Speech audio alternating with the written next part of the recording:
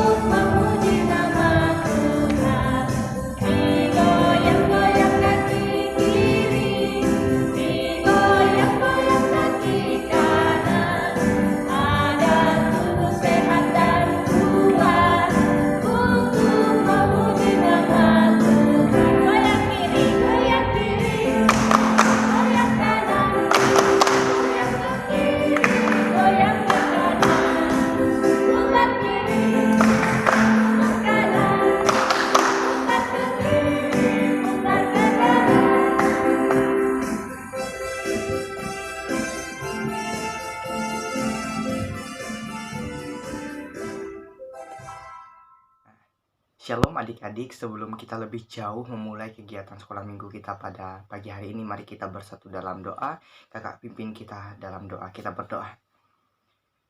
Bapa yang baik, kami mengucap syukur atas kasih karunia Tuhan yang nyata dalam kehidupan kami. Sepanjang malam Tuhan telah menjaga melawat kami hingga pada saat ini ya Tuhan. Kami akan memulai acara sekolah hari minggu kami pada hari ini. Tuhan berkati kami semuanya, urapi kami dengan kuasa Roh Kudus-Mu, biarlah sekolah hari minggu kami pada hari ini berjalan dengan baik sesuai seturut kehendak Tuhan ya Bapa.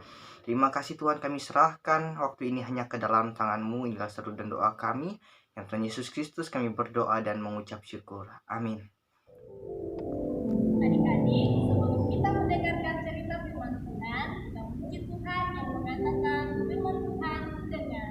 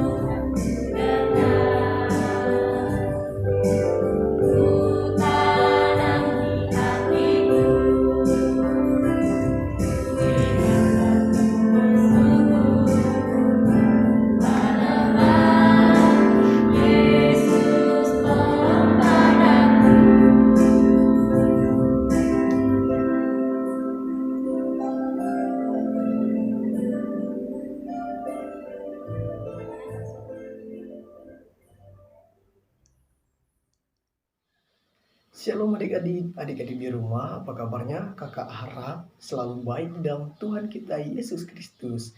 Nah adik-adik, pada saat ini kita akan mendengarkan sabda kebenaran dari firman Tuhan. Namun sebelum kita memulai dengan Tuhan, mari kita berdoa. Kakak memimpin kita dalam doa, kita berdoa. Tuhan Yesus yang baik, kami mengucap syukur Tuhan atas berkat pemeliharaan Tuhan dalam kehidupan kami. Hingga pada saat ini Tuhan, kami bersatu hati memuji kebesaran dan keagungan nama-Mu. Kami mengucap syukur Tuhan dengan ungkapan sukacita kami. Kami akan mendengarkan firman-Mu Tuhan. Engkau berikan kami akal pikiran, buka hati dan pikiran kami biar kami layak menerima kebenaran firman-Mu.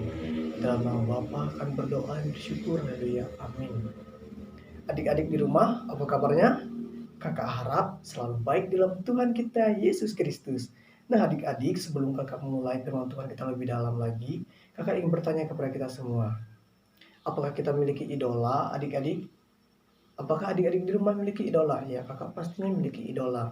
Bagaimana dengan adik-adik di rumah? Apakah memiliki idola atau enggak? Ya, pastinya memiliki seorang idola.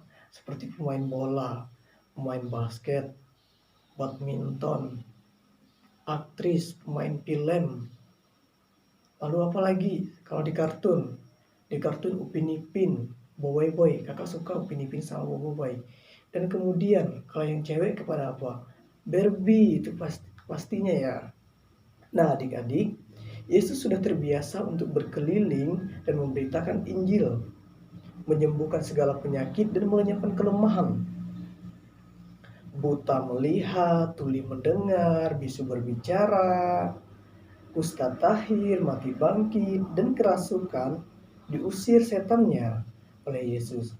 Hal itu sudah menjadi sebuah breaking news atau sudah viral kemana-mana dan membuat Yesus menjadi seorang aktris atau selebrita. Wah, terkenal ya Tuhan Yesus ini. Sangat luar biasa. Hal itu sampai masuk ke pusat perbincangan dan pusat alam semesta pun mengakuinya. Memang benar adanya gitu maksudnya. Nah, adik-adik, informasi itulah yang mungkin sampai ke telinga seorang pemungut cukai yang tinggal di sebuah kota Yeriko, yang memiliki badan pendek, kecil, mungil. Nah, kita buka dalam kitab Lukas pasal yang ke-19 ayat yang pertama sampai yang ke-10. Apa temanya di situ?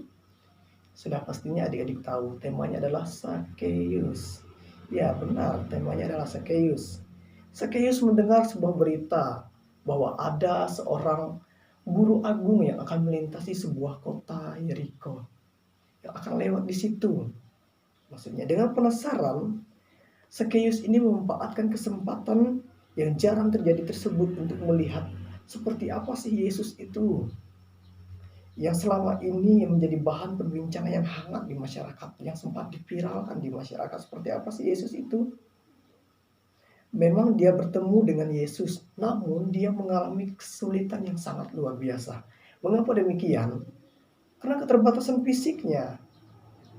Dia memiliki badan yang pendek, sangat susah bagi dia. Karena pada saat Yesus melintasi sebuah kota Yeriko, karena saking terkenalnya, saking viralnya, dia dikerumuni oleh orang banyak.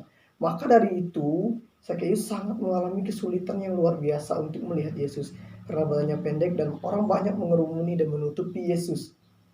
Tetapi keterbatasan fisik dan kesulitan yang dia alami Sakeus tidak membuat dia menyerah. Dia menghalalkan segala cara. Masa orang kaya, seorang yang pendek, tiba-tiba naik kan, kayak anak kecil loh, naik ke atas pohon ara. Kayak anak kecil dia naik tuh. Namun kegigihannya dapat diacungi jempol loh. Untuk mendapat dan melihat Yesus, bukan usaha yang sia-sia. Mengapa kakak bilang bukan usaha yang sia-sia? Sebab akhirnya Yesus menumpang di rumah orang yang berdosa. Itu juga aneh pandangannya bagi orang-orang di Yeriko pada saat itu. Loh, mengapa sih Tuhan Yesus nih mau menginap, mau numpang di tempat orang yang berdosa? Hingga pada akhirnya dia sadar bahwa dia menyambut Tuhan di dalam rumahnya. Dia berjanji untuk bertobat. Kemudian Tuhan menyatakan keselamatan padanya, sebab Sakeus adalah termasuk orang yang berdosa dan telah hilang dari hadapan Tuhan. Dan pada saat itu pun dia mengembalikan harta yang pernah dia ambil dari orang-orang di sekitarnya, orang-orang di Yeriko pada saat itu, karena tugasnya adalah seorang pungut cukai. Nah, apa yang dapat kita ambil dari cerita ini, adik-adik? Cerita yang cukup singkat ini yang dapat kita ambil adalah kita itu harus bisa meniru seperti seorang Sakeus. Jangan peduli tentang kata orang lain walaupun kita memiliki keterbatasan fisik untuk melayani Tuhan. Jangan peduli, tetap aja kita melayani Tuhan. Seberapa banyak pun, apapun dosa yang kita lakukan di hadapan Tuhan, jangan pernah putus asa untuk melayani Tuhan. Bukan dosa yang menjadi penghalang kita untuk datang kepada Tuhan. Itulah tujuan dari penyaliban Tuhan Yesus. Dia dimaki, dicaci, dihina, disalibkan di bukit Golgota itu tujuannya untuk menyelamatkan kita, supaya kita berkenan di hadapan Tuhan. Begitu besar ya kasih karunia Tuhan akan dunia ini. Nah, adik-adik jangan pernah menyerah, putus asa, usahakanlah segala daya upaya kita yang penuh untuk melihat dan berjumpa dengan Tuhan, sebab jerih payah kita jika kita ingin atau berusaha untuk mendapatkan Tuhan Yesus itu tidak akan sia-sia. Itu yang tergambar dalam seorang Sakeus ini dalam kitab Lukas pasal yang ke-19 ayat pertama sampai yang ke-10 tadi. Itu juga yang tergambar. Ketika kita tidak menyerah untuk datang kepada Tuhan, maka kesempatan itu tidak akan sia-sia kepada kita untuk datang. Adik-adik, amin untuk kebenaran firman Tuhan. Mari kita berdoa, kakak pimpin kita dalam doa. Tuhan Allah Bapa dalam kerajaan surga, kembali kami bersyukur Tuhan. Kami telah diperdengarkan oleh kebenaran firman-Mu, biarlah setiap firman yang boleh kami dengarkan dapat kami maknai dalam hati dan pikir kami, aplikasikan menjadi pedoman pelita suluh bagi kehidupan serta jalan keluar kami kepada jalan kebenaran yang sesungguhnya. Tuhan dalam kerajaan surga, ini doa dan ucapan syukur kami, kami berdoa dan bersyukur, haleluya, amin. Nah, adik-adik, untuk mengakhiri ibadah sekolah minggu kita, mari kita memuji Tuhan yang mengatakan kasih Yesus indah oh indah.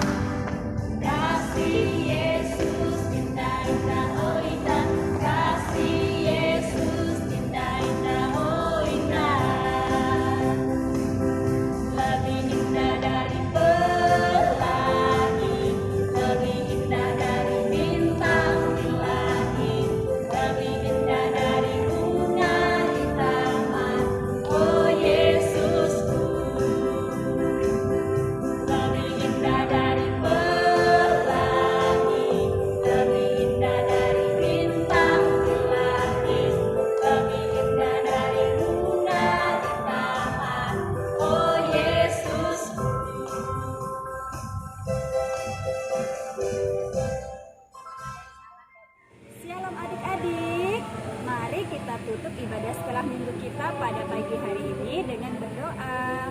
Semua lipat tangannya, tutup matanya, tundukkan kepalanya. Kak Mila dan kita berdoa ya.